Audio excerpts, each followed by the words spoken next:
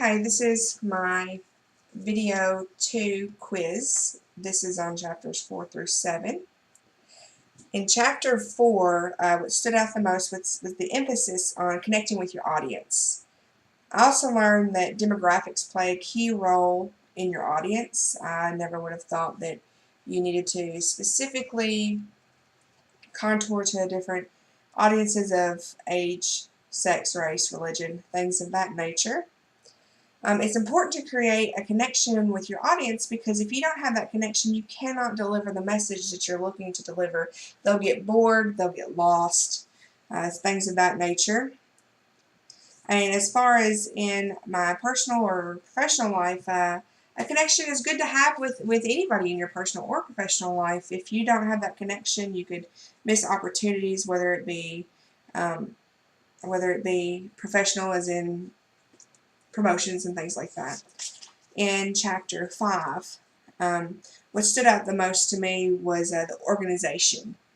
They focused a lot on organization of your speech. If you don't have the organization, you'll lose your audience. You'll get confused. They can get confused. You can miss key points of your speech, which would be very, very bad. Organization is important in every aspect of your life. If you have no organization in your life, it's just going to be complete chaos. Whether it's at work or your personal life, whether you're at home or you are working in a professional office. Chapter 6, the key was outline. I didn't know that there were 3 different types of outlines. You have your prep outline, your speaking outline, and your formal outline. It's important to have these outlines. If you don't have them, then you could mix up information about your speech. You could overshadow one thing over the other that was more important just on accident because you don't have them organized.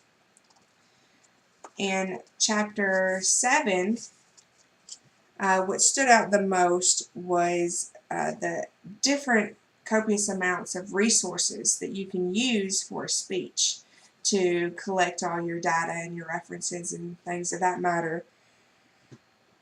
I never would have thought of an interview as the type of resource to get information. Just from my personal college career, you think internet, books, library, things of that nature. Never would have thought of an interview as something that you could do for a reference. It's important to have this many different reference options to give you an unbiased, clear explanation of what you're researching. If you're researching something on whether or not to get your cat's plastic tips for their nails, it's better to have 20 different references saying yes than just one saying yes and one saying no. It gives you a better option on, if the choice you're choosing is correct or not.